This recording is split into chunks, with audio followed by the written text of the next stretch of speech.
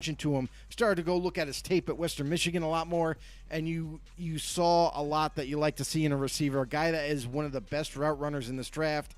Some people are like, oh, well, he's only from Western Michigan, so I don't know, competition and lack of competition but in this draft, just like any other draft, you can find these gems, whether it's from a small school or a big school, but if you dominate where you play, you deserve a shot in the NFL. Sky Moore is going to get that shot in this draft, and he's going to make a team very happy.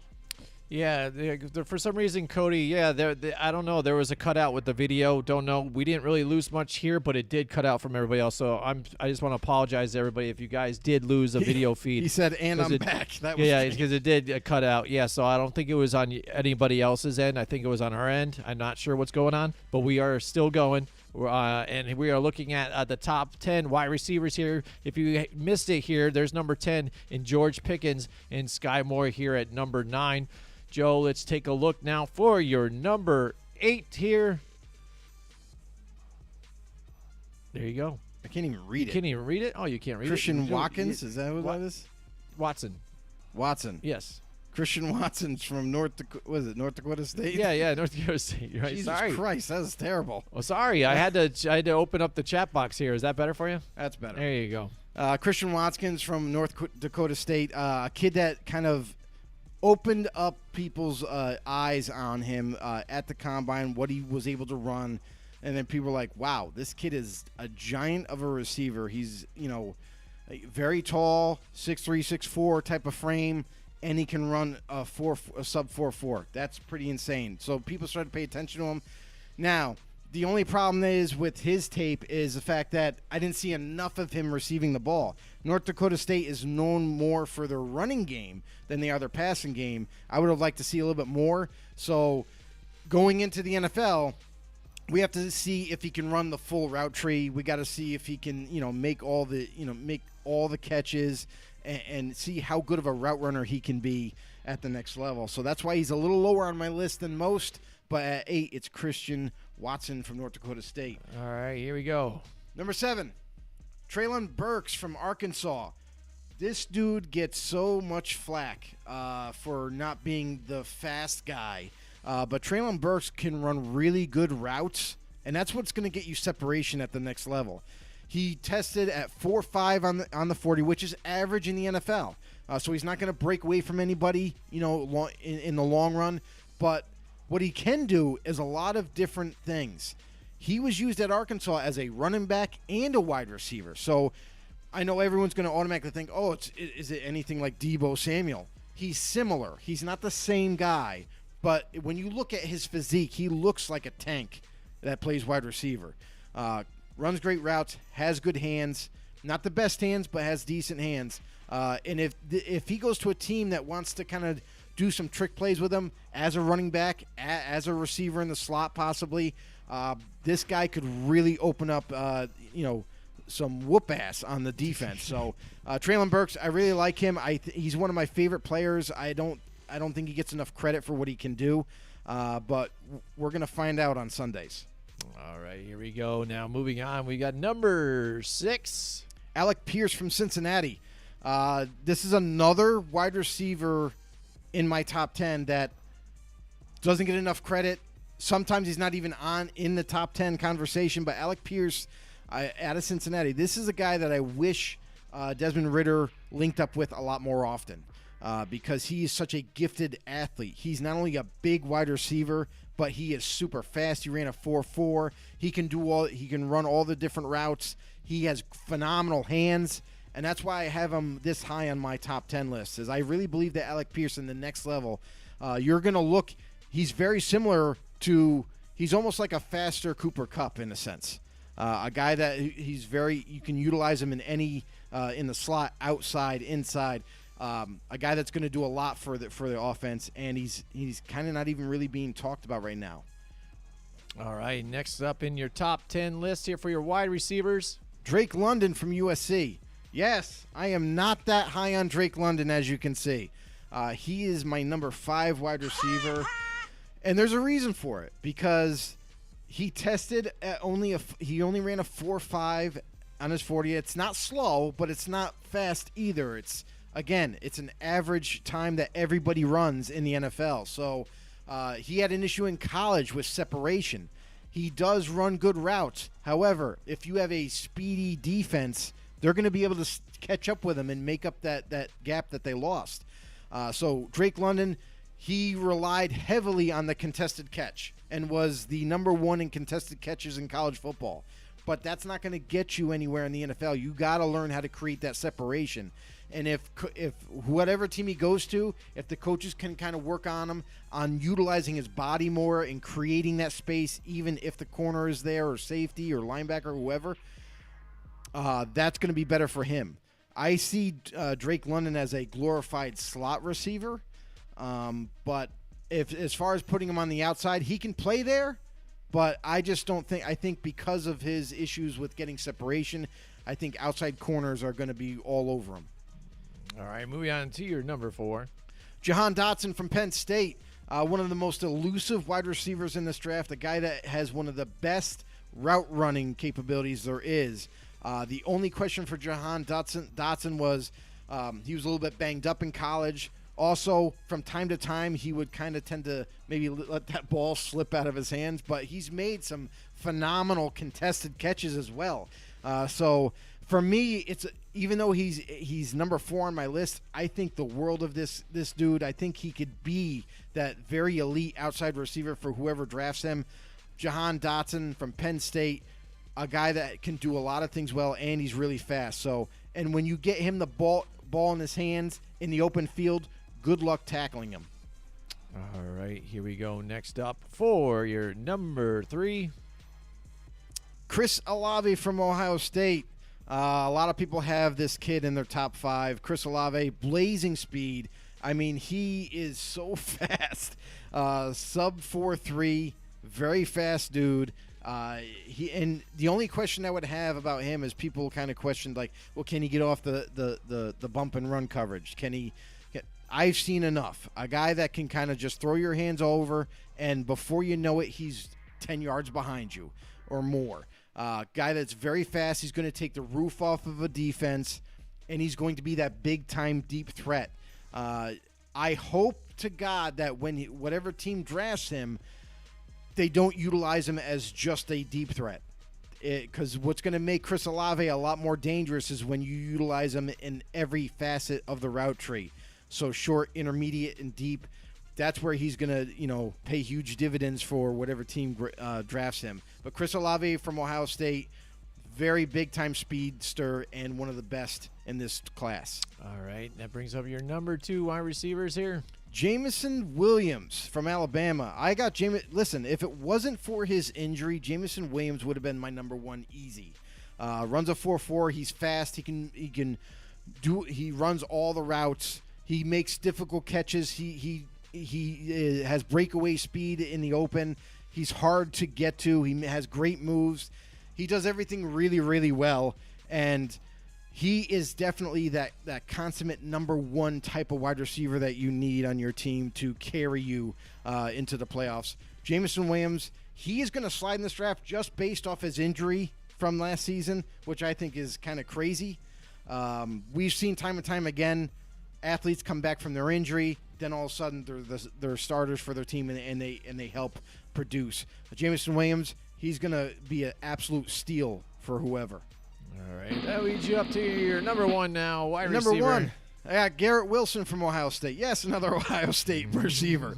Garrett Wilson, here's the thing with Garrett Wilson is I think he's the most polished wide receiver coming out in this class.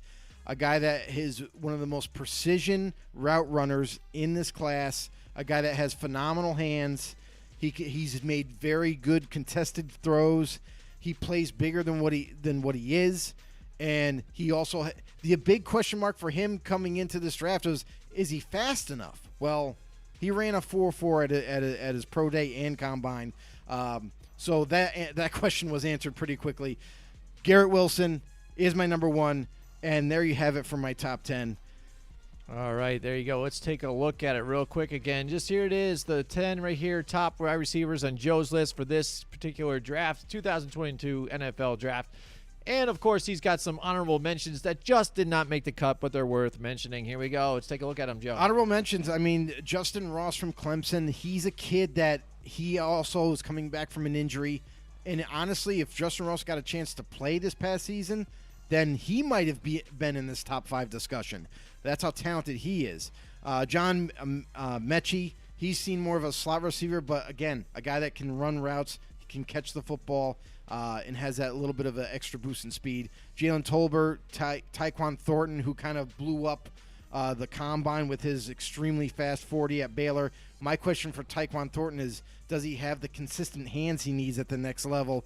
Other than that, he's a blazer. And Calvin Austin from Memphis was a very he was an unknown almost leading up to the combine. But here he is, Calvin Austin. He runs great routes. He's extremely fast. He's very shifty and quick. And I really like what he could produce for a team and possibly be even better than where he ends up getting selected. All right, that's right. There you go. There's your top wide receivers, plus the honorable mentions. Before we get to the next couple of lists, we're going to tell you about our friends at Mohawk Honda on Freeman's Ridge Road, Joe. It's springtime. It's the perfect time to get top dollar for your trade-in right now. The Kelley Blue Book instant cash offer is still going on. So that's right. Whatever Kelley Blue Book says your car's worth, whatever it is, they'll cut you a check right there on the spot that day, or you can trade it in on another slightly used and loved or brand new vehicle at Mohawk Honda. You know, I was just on their Facebook page today, and they just got a new shipment of more vehicles there, Joe. So now the inventory is even bigger now than it was here. The lot full of inventory. So they continue to roll in there, Mohawk Honda on Freeman's Bridge Road. If you haven't yet, follow them on Facebook, Twitter, and their social media platforms too to stay updated on their newest vehicles. As they roll in, like I said, I was on their Facebook, and boom, I saw the picture of it rolling in. They had a video of the truck rolling in. So inventory daily. And by the way, also while you're there, you can find out more about this year's pet adoption clinic they're doing. It's scheduled for April 24th, so learn more about that too if you're looking to do, adopt a pet. While you're there, checking out a car. You got, looking at some other pets that are available and stuff like that. You might go home with a dog too as well, or something like that, to put inside that car and get dog hair all over the back seat already. But whatever suits your fancy, Mohawk Honda's going to do whatever they can to take care of you, to get you in the car that you want, the car that you deserve, at the price that you want every month too as well. Talk to their sales and leasing consultants. They'll do whatever they can to help you out, because you know why? Mohawk Honda, they always go out of their way to please you. That's right, Joe. They do. Yeah, they do. Yeah, absolutely. So we're doing Joe's top 10 lists here for the 2022 NFL Draft. He's got 2 more lists here. We're going to take a look at his tight ends now here. Before we get to that, Cody commented, he said, we have very different wide receiver rankings. We'll be very curious how a lot of these guys pan out. It's always, a curiosity of how these guys pan out. Listen, I missed big time on, who was it? Mims for the Jets. Yeah. I thought the world of him. I thought he was going to end up being a great number 1 for the Jets. And so far, no bueno.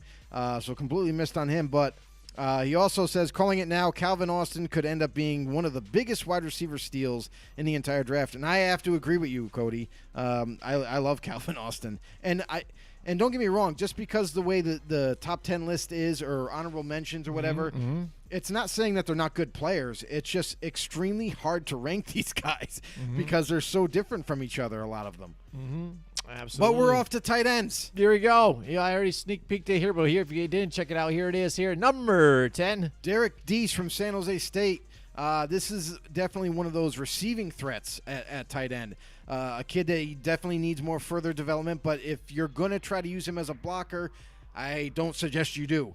I definitely think you need to keep him as a receiving threat at tight end and create opportunities over the middle of the football field and watch him run after the catch. All right, here, Joe. Next up at number 9.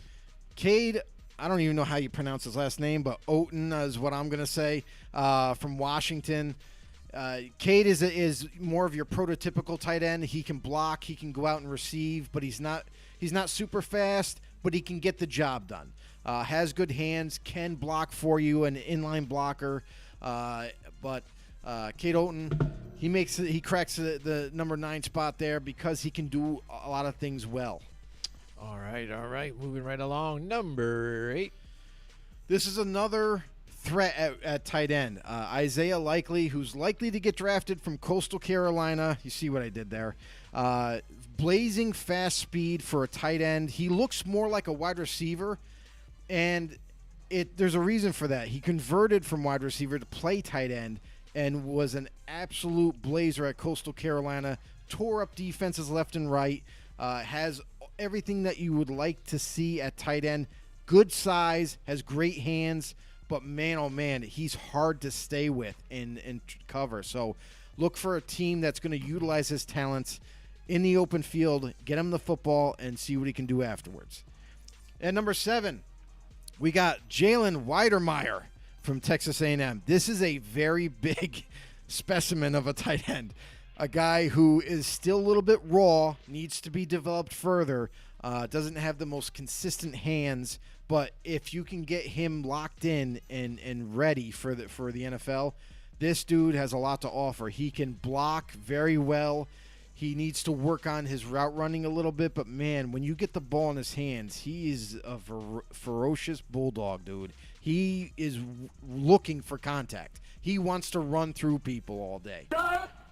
So, Jalen Weidermeyer is definitely going to be one of these prospects that a team is going to kind of fall in love with his physique and want to draft him, but pay attention that you're going to have to work with him going forward. Number 6, I got Daniel Bellinger from San Diego State. Daniel Bellinger, another good tight end that can do a lot of things well. He can block very well. He can receive for you. And he's kind of like an underrated prospect, too. I got him a little higher on my list because he does everything so much better than, I believe, than Cade Otton.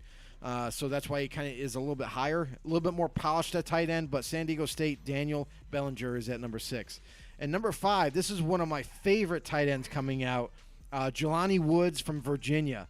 Again, kind of like Jalen Weidermeyer in the sense where he needs to be further developed, but not as much. And when you get a finished product in Jelani Woods, I'm looking at him as being one of these dominant tight ends that can do everything extremely well. He loves to block. He loves to go out there and make some big-time plays in the red zone. He's made contested catches.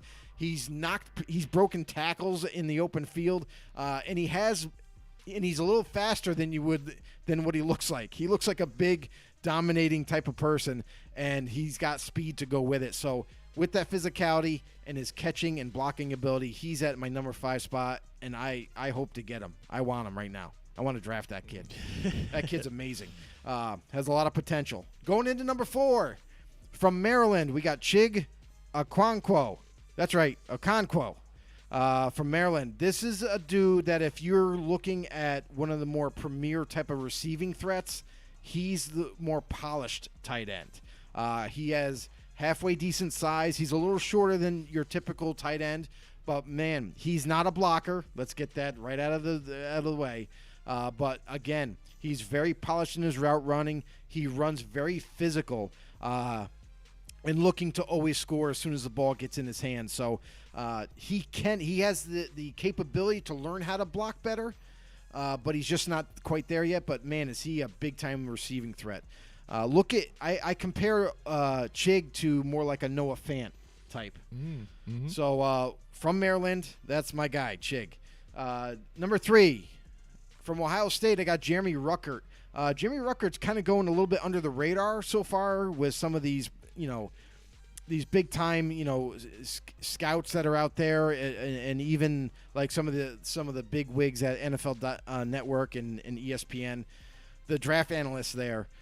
Jeremy Ruckert's higher on my list because I think he's so underrated to the point where like this is one of the more polished tight ends, but didn't get utilized a lot, and I feel like that's the reason why people don't have him as high. At Ohio State, they didn't throw to the tight end, on a large amount, but at the same time. He blocks very well. He's got great size at tight end, and he's deceptively fast for his size. So, Jeremy Ruckert, I think the world of him. Number 3 on my top 10 list. I really like this kid. Somebody's going to get a steal with him All right, Cody says, I know nothing at all about the tight ends this year, if I'm being honest. Positions that was so thin this season that I just haven't gotten motivated to do research on. That's fine, but that's what we have Joe here for, because now you take a look at these guys, you look at his list, and then maybe you start watching some of the video, and then you can form your own opinion too. Again, Right. look at what you like, and then we'll see where it falls at draft night. Who knows? Even everybody thinks they have a game plan going Nobody into knows. the draft, and then you Nobody still knows. don't know. Nobody I mean, knows. it's funny because I heard somebody today, and they're talking about, maybe trades, people that are going to trade up, some down, and the way the value is, I think, with some of whether it be quarterbacks, dropping off into the second round, some of the depth on some other positions. I don't know if there's going to be a whole lot of movement. There's probably going to be some trades that are going to, surprise us here and there because there always is. But who knows? Maybe not a lot of movement this year. When you have teams right now that have multiple first-round picks, like the Jets and the Eagles and teams like that, if they were smart, I would utilize one of those picks at least and trade down. Yeah, with that that's if anything. And get multiple picks for that one, because this is the type of draft where you need more picks in the middle to late rounds than you want early on. If any team is drafting, like unlike past drafts where we already know like there's like 2 or 3 guys that are just amazing. They're just amazing prospects. We need to get that guy. You know what I mean? Those type of prospects aren't in this draft. They are great players in this draft. You know what I mean? Because everybody's going to point their finger at Aiden Hutchinson being one of the best defensive ends coming out from Michigan, or Thibodeau coming from Oregon, and he's one of these pass rushers, but some people have question marks about him. Those guys are great. They're going to be great players, but they're not like seen as elite yet. You know what I mean? So unless you're a team, if you're a team that has a lot of needs, I highly suggest you try like hell to trade down and multiply those picks. But I don't. Again, Jim, and that's the hard part. Is it's great that you want to trade down, but you have to have a partner to trade with. Right. And if there's right. no partner, we've seen it happen before where you heard rumors of X team wanting to trade down. They're open for business. Come on, call us. And nobody calls because they're not interested. And then they're stuck there and you have to take a pick. So let's see what happens in this draft. I don't expect a whole lot of movement except for, like I mentioned, like those teams that have multiple picks and maybe they can kind of work the draft up and down that And way. Jerry Jones said that he's open to even trading up into it if he has to. He would be. So he would be because he's the splash man. So, He likes to make a big splash no matter what. Yeah, so let's see if it's one of those teams are the Dallas Cowboys here. All right, so moving on to your number 2 now in this list for tight ends here. Who do you got here? So we have Greg Dulcich from UCLA. I have him as my number 1 because, again, the tight end position, depending on the offense, like you have your receiving threats, you have your inline blockers, and then you have a guy that's like a hybrid like Jeremy Ruckert is.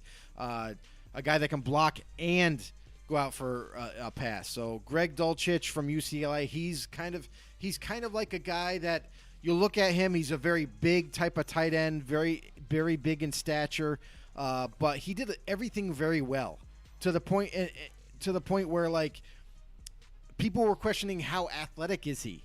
And he answered all those questions at the combine, having a great long jump, having a great vertical jump, making all the catches, and looked very good moving around than you would expect. So Greg Dulcich, I like him as one of my more solid tight ends out there. He ends up coming in at number 2. And All right, so that brings up your number 1. Trey McBride from Colorado State. Hands down, you're going to see Trey McBride's name on the top of a lot of lists. It's because he might not be the biggest guy in terms of height, but, man, he is rock solid. A guy that can do a lot of things well. He's a better blocker than he gets credit for. He's an extremely big-time receiving threat and has phenomenal hands. So Trey McBride, it's almost unanimous across a lot of top 10 boards that Trey's on top. But some team is going to take him first, that's for sure. All right, here we go. Let's take another peek here at the top 10 in tight ends here. Again, Cody, if you want to take a look at these guys, here it is. Screenshot it, and you can look at these guys again yourself and see if you agree here with Joe. All right, and of course, he's got some honorable mentions that did not make the list, but we're in contention here. So who you got here, Joe? So I got Josh Wiley from Cincinnati, Charlie Kolar from Iowa State, Jake Ferguson from Wisconsin, Julio Billingsley from Alabama, who's underrated in my book. I think he's another one of those guys that can do both, and Austin Allen from Nebraska. But Julio Billingsley, I pick him out of that five, the list of five there, is because I think he's a guy that can do a lot of different things. Now, he's a little bit raw still needs to be worked up a little bit, developed a little bit further. But Julio Billingsley can block for you. And then with his massive frame, he's going to be someone that you're going to want to put a man on at least. All right, Joe. Before we get into our next list, why don't you tell everybody about our friends at Johnstone Supply here? Because I know we had a nice day the last couple days here for once. I mean, there's still rained a little bit here and there, Finally. but, it dried up, and the sun came out, and it was closer to 70 degrees now. It's just enough time to get us teased, so then, next week it's probably going to be crappy. But I'm really feeling the spring and the summer. Come on, let's bring it on, and let's talk about our friends at Johnstone Supply. Yeah, it's April now, and it's never too late to start thinking about how to stay cool for this upcoming summer. Call now for pre-summer pricing on John Goodman Central Air Conditioners, or if you're looking to go with the Fujitsu mini splits, they've got them too. Boom. And if you're a homeowner that's mulling your options and want to get hooked up with a local contractor, call Johnstone Supply, and they've got you covered. And just a reminder to everybody out there, they have the lowest prices on Milwaukee tools guaranteed. That's right, guaranteed. Listen, if you find a cheaper price elsewhere, bring that ad in, bring that whatever it is, a coupon, and they're going to match it for you. The best quality products at unbeatable prices. Stop into 6th Avenue in Troy, New York to learn more, or call Johnstone Supply, 518-272-5922. That's 518-272-5922, and they'll help you out with whatever you need. Absolutely. Johnstone Supply and Troy are good people here. And I got to contact them, too. I got a couple other things moving forward into after the summer. Probably moving in for the winter. Absolutely. Get my furnace checked out and stuff before the winter comes again later on. But I'm super excited to talk to those guys, especially Tom. He's a lot of fun. All right, here we go. Joe's top 10 list. We're doing it here. We have one more list for him. And then we'll roll up out of here. Any more questions from you guys, too, as well. We love it. He's going to have the defense next week, so it's going to be a whole lot of fun doing that. And then the draft, it's coming, Joe. We're getting excited. Still figuring out what we're going to do, but it's going to be a hell of a lot of fun. April 28th, baby. Yeah, baby. Here it comes. All right, here we go. So now Joe's top 10 and an offensive lineman here in the NFL draft here. Yeah, this isn't just offensive tackles or guards or centers. This is everybody. So everybody. The best of the offensive line. Number 10, I got Cam Jurgens from Nebraska.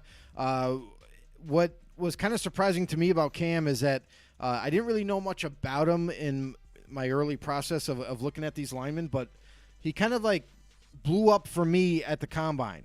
Very more athletic than you would expect from a guy, him playing center at Nebraska.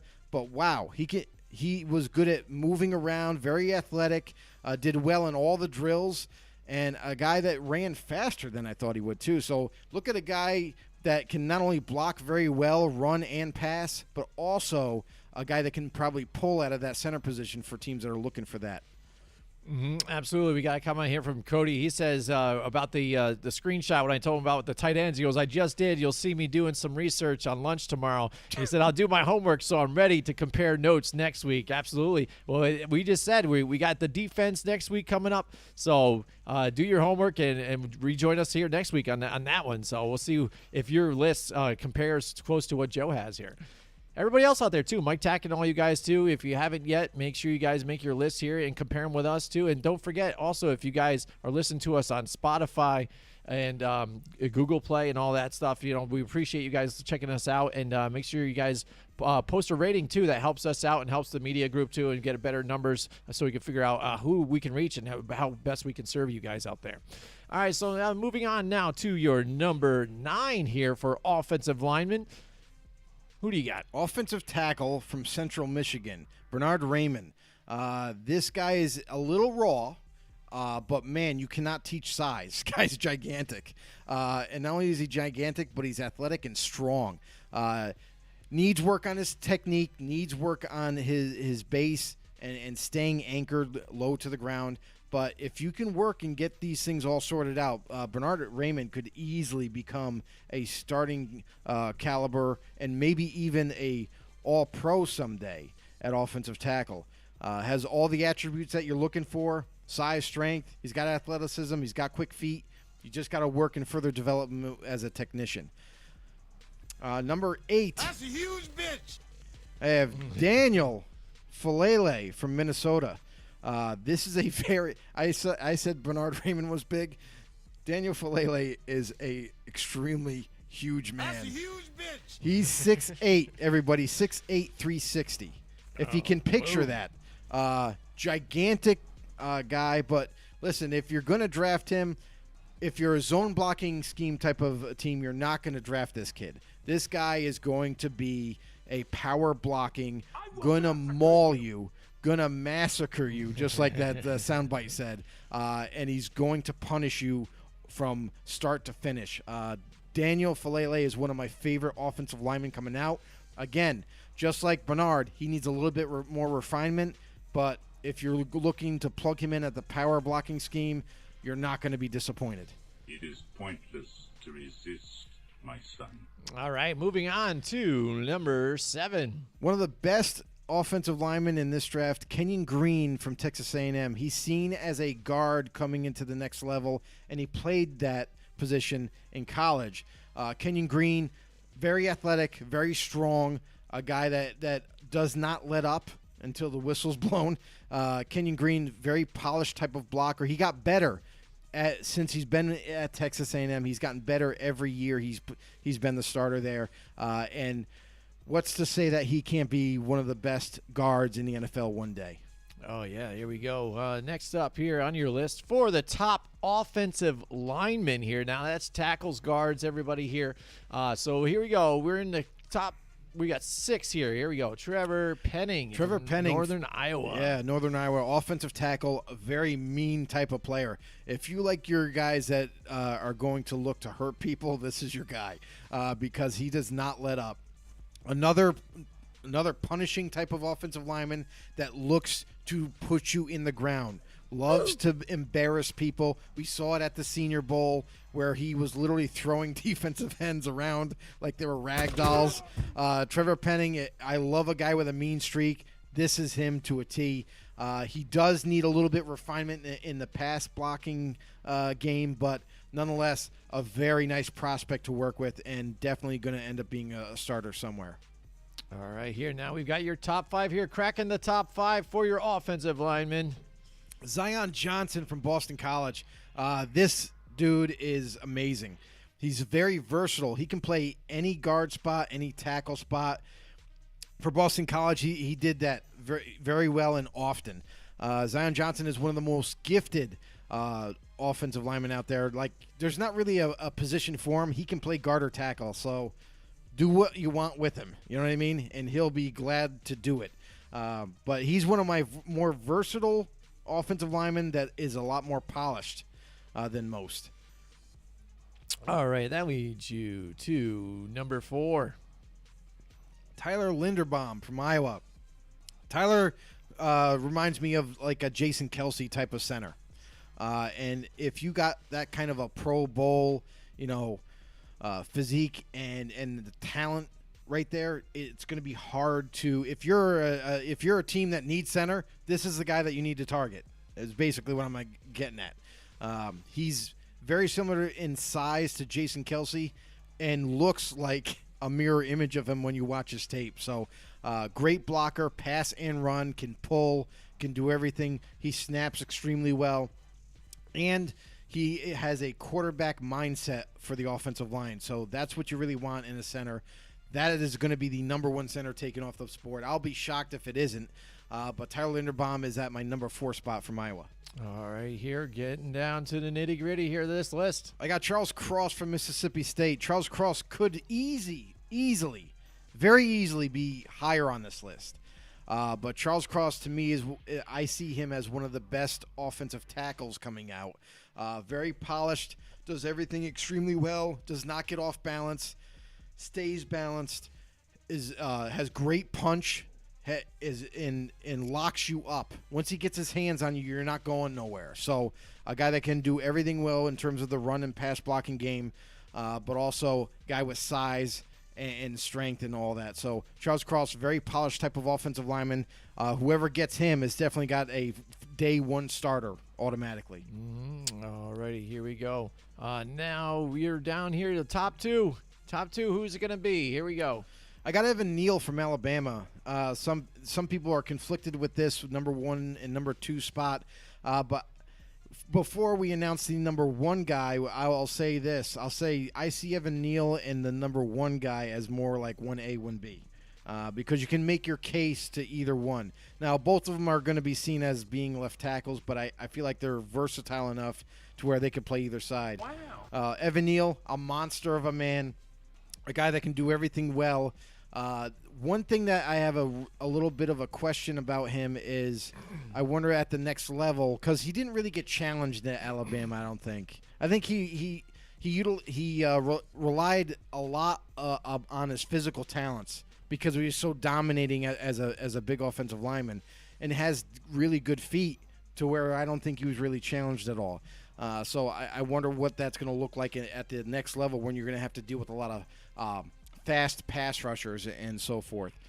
And then what we got here, Cody chimes in. He says, if the Giants don't end up with Neal or Ikonwu with the 5th pick, I will be pretty aggravated, but I guess I could also deal with Charles Cross. Yes. Charles Cross, you can't be upset. If you end up with Charles Cross, you're going to be just fine. That is a guy where a lot of people, in NFL circles are talking about Charles Cross more now than they were, and he's getting into that conversation of maybe he's a little bit better. Maybe Charles Cross might end up leapfrogging an Evan Neal or maybe Ikonwu. So that's something to watch, and that's my number 1 guy is Ike Ikonwu from North Carolina State. I loved everything about his game. Very tenacious, guy with a lot of power. Very good at attacking at the point in terms of those fast pass rushers and shrugging them off and throwing them into the dirt. This guy is a very polished offensive lineman as well. I really like him a little bit more than Evan Neal, even though Evan Neal has that kind of monstrous size of a lineman that you like. But I just like Icky a little bit more for me. All right, there you go. There's his top offensive lineman. Let's take a look at it one more time so you guys can look at it. And this is, again, the offensive lineman. So you got centers, guards, tackles, everybody here together. So, again, some of these guys might go before others here. He's not saying this is the way they're going to be drafted, but here you go, all together of offensive linemen. There's your list. And, of course, he has some honorable mentions for this one, too, that just did not make the cut but are also worth mentioning. I'll tell you, this position right here, offensive line, is very deep. So, I mean, I struggled. Running backs I struggled with because a lot of them, it's like kind of like a flavor type thing. It's like, what do you like? Do you like a power back? Do you like a guy that's real shifty and quick? Do you like a guy with speed? Do you like a guy that just catches the ball? So just like offensive linemen, there is a ton, and I mean a ton, of offensive line talent to be drafted in this class. So if you're an offensive line needy team, this is the class to select one. First of all, I got Darian Kennard from Kentucky. I really did like his tape. He just missed my top 10, but he could very easily be argued back into it.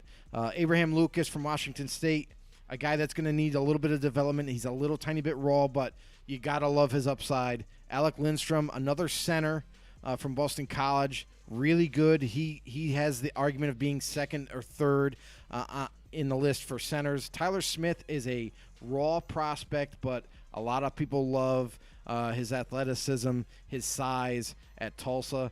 And then Jamari Salyer from Georgia. A guard that I think is going to be one of those guys that ends up getting selected. He's going to probably most likely be a day one starter, but a very powerful guard from Georgia. And there you have for my honorable mentions. Very, very difficult. All these all these positions to rank and stuff are very difficult. Again, only did a top 5 for quarterbacks because honestly, like after 5, it's just not worth it for me. Those guys don't even deserve to be drafted, period. We'll just put it that way.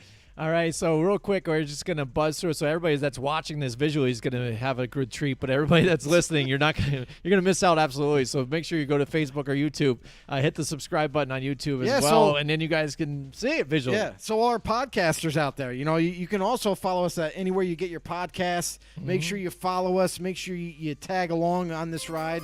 And if you want to be a little bit more interactive, why don't you hop over on YouTube or Facebook, whichever one you like to do, and search us up Football Know on the show. Absolutely. Here you go. So let's take a look at the quarterbacks quick again. We'll run through them all here. There's your quarterbacks, the top 5 for Joe. All right, next up, top wide or running backs here. Running backs here, the top 10. A good mix of everybody here.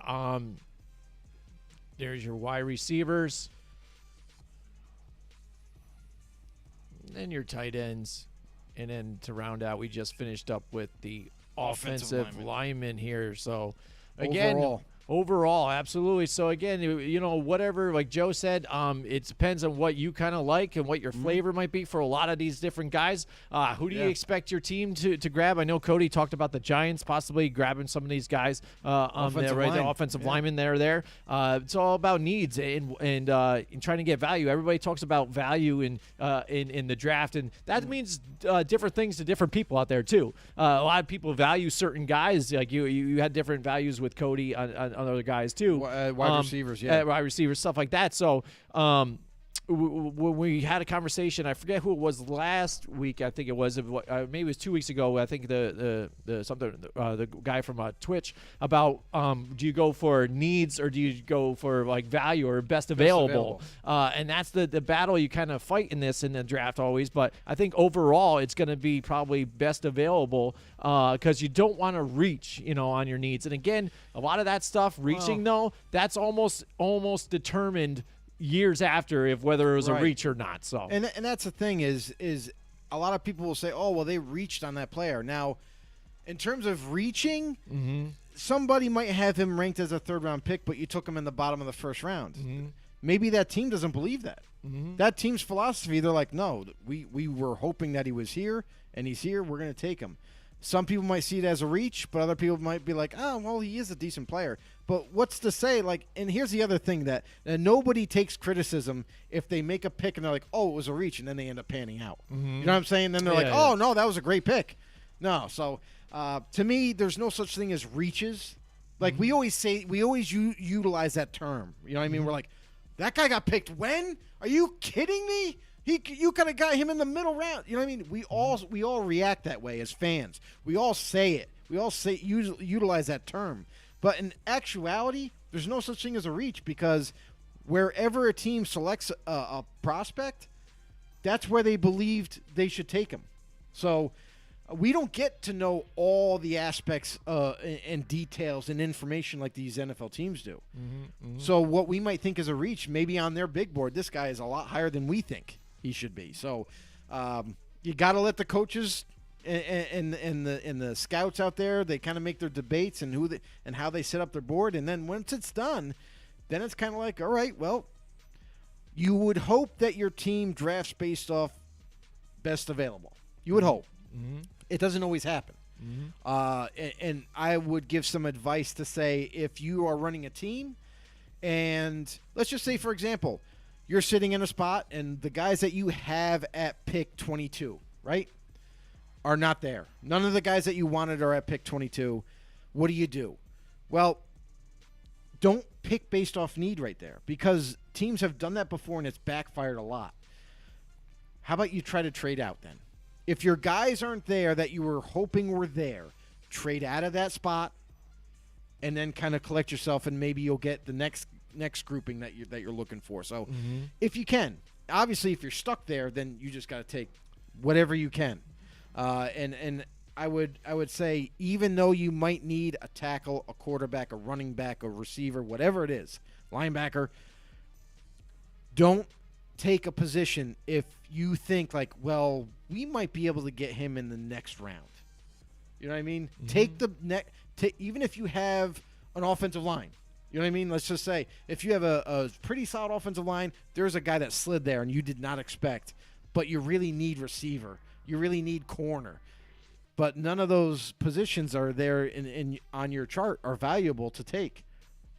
Take the lineman.